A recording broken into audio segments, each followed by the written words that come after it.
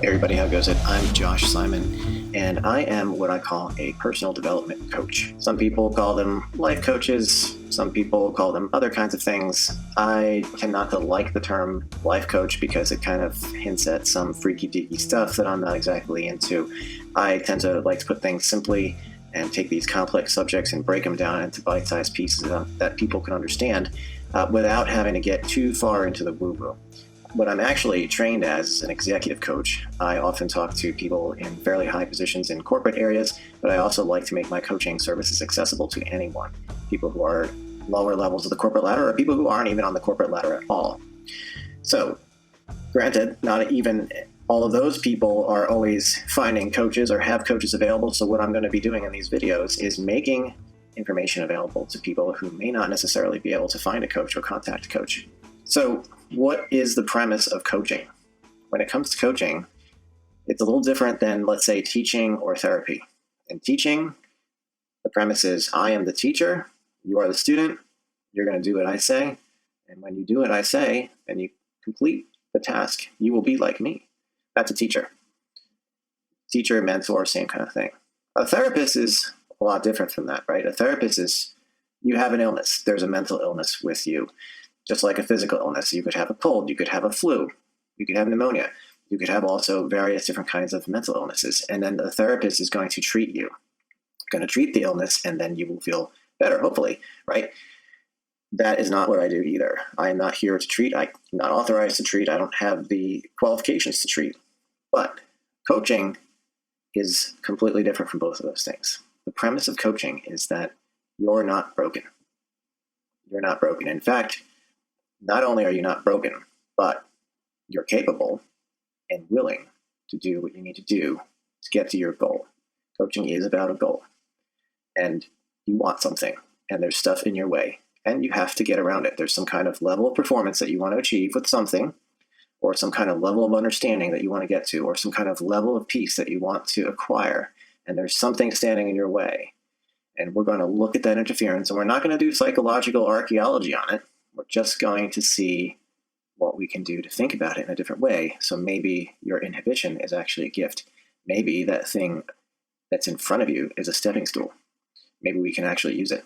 And coaches achieve that by asking questions and not telling you the answer, not telling you what to do, but actually making you think. So when you come up with the answer yourself, because you can, you're capable and you're willing and you're whole, you'll own it and you'll want to do it. So that's really what I do. But here, there's so much behind that I can't just go over that in a coaching conversation with somebody every single time. There's so much behind how you run life and what life is about. A lot of people used to believe a long time ago that when you become an adult, you hit 18 years old or whatever the age of adulthood is in your area, and that's it. You're done. You're done growing, and you're not going to change. From the moment you're 18 to the moment you're 85 or wherever, you're the same person. And what psychology is finding nowadays is that that's not true. Just like you develop between age 0 and 18, you keep developing as an adult. Adults go through stages. They go through stages of development. And the interesting thing is that whether you're an African person living in Namibia or an American living in Iowa, you go through the same stages of psychological growth before, during, and after adulthood. So it doesn't matter. They're all the same stages. The gods are different. The cultures are different. The religions are different. The governments are different. All that stuff, that those trappings around you are different, sure. But the actual stages of development are the same. I can break down for you all the books I've read. I can break down for you all the things I know, and I can tell you in excruciating detail to bore the hell out of you, but I won't do that because that's not what I do. But what I can tell you is that there are stages, and they have similar qualities. Everyone at that stage has similar qualities, and when they go to the next stage, they gain other qualities, and each stage builds on the one before it. And the stages aren't really like a ladder. They're kind of like concentric circles. So if you're at this stage, and then you go to this stage, you're still using all the stuff in here. All that stuff you learned, you take with you. And you keep going, and it's concentric circles outward and outward and outward. Now, What does that have to do with anything, right? Who cares? Man, I'm not even interested in this stupid stage stuff, right? Well, here is where it matters to you. You see, when you go from one stage to another, it sucks. It's very uncomfortable. It sometimes can be even very painful.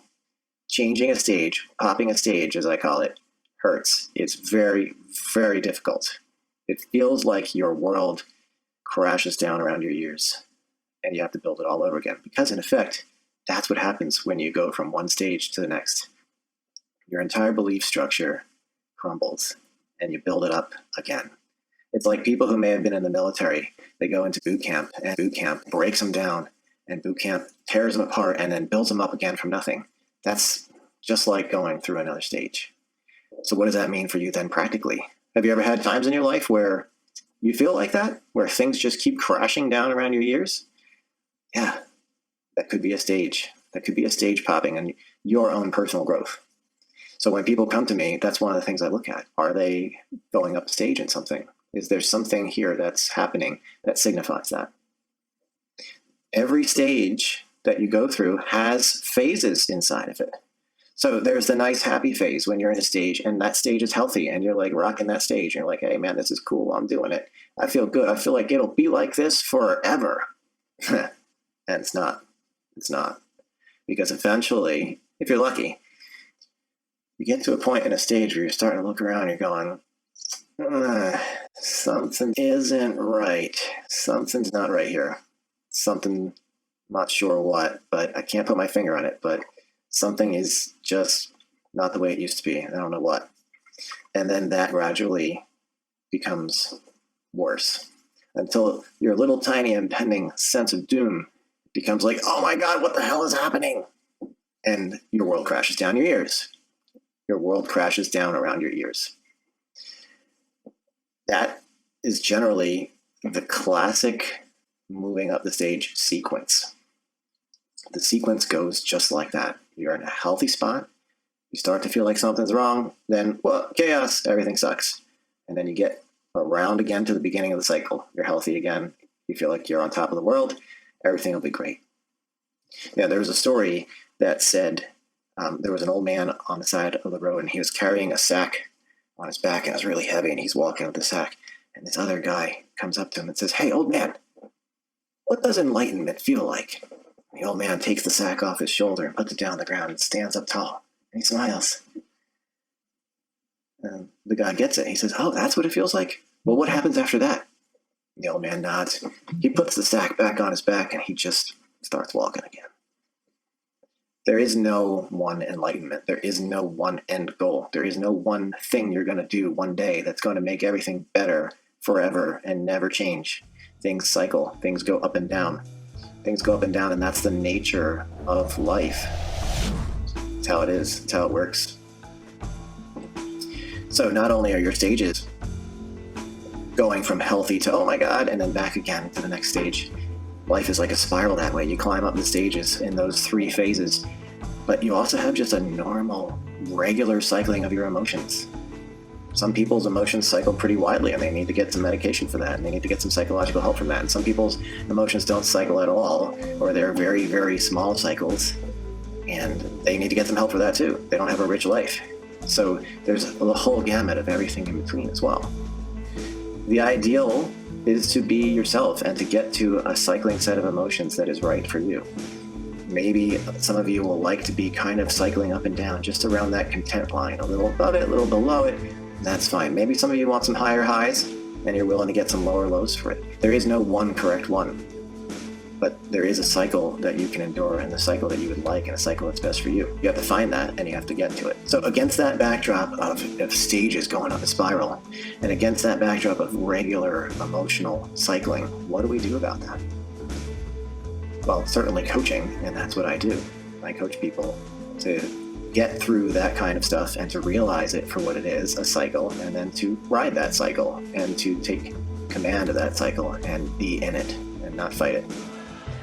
But you're going to have to watch more videos to find out exactly how we do that.